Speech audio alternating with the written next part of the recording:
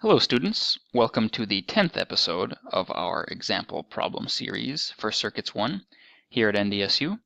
In this episode, we're going to cover how to use source transformations to find Thevenin and Norton equivalent circuits. I think you'll find that this is fairly straightforward, but we are going to draw quite a few equivalent circuits along the way just to be thorough. Starting off, we have a 15 amp current source in parallel with an 8 ohm resistor in parallel with a 2 ohm resistor in series with a 12 ohm and a 10 ohm. Note that we have terminals A and B. Those are the terminals in which we are taking our Thevenin and Norton equivalent with respect to. That'll make a little more sense later. Alright, starting out, we're going to identify our sources, which is just a 15 amp current source, and its nearest resistance. That part of the circuit. What we're going to do is transform this current source into a voltage source in series with a resistance instead of a current source in parallel with one. To do that, a VS, voltage source, is just a current times a resistance. Well, we have that. 15 amps times 8 ohms gives us 120 volts. Let's draw the equivalent circuit. 120 volts. Bear with me, I am not an artist. We have our voltage source there. In series, instead of in parallel, with 8 ohms, we have our 2 ohm resistor, 12 ohm resistor, and lastly our 10 here. But we are not going to forget to label our A and B terminals either throughout, just to make sure. Okay, awesome. We transformed our current source into a voltage source. Easy. Let's just simplify this a little bit. 8 ohms, 2 ohms, 10 ohms, those are all in series. So let's draw a simplified, I don't like how small that voltage source got. We're going to draw a simplified version of the circuit.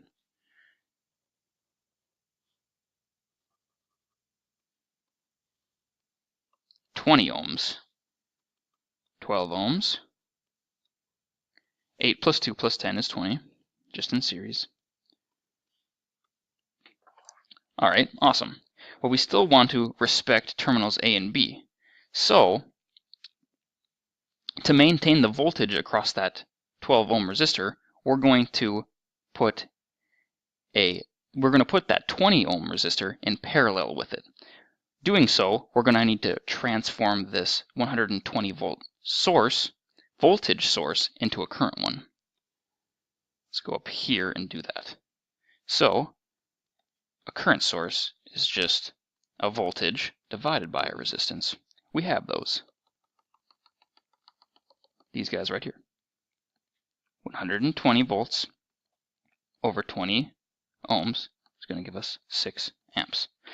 Let's draw the equivalent circuit. 6 amps. 6 amps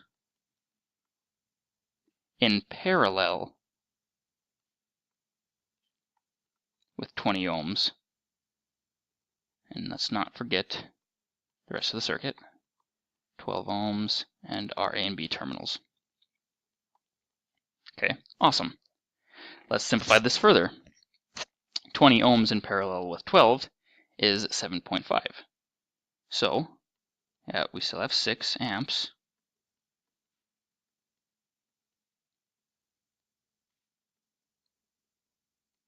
In parallel with 7.5 ohms.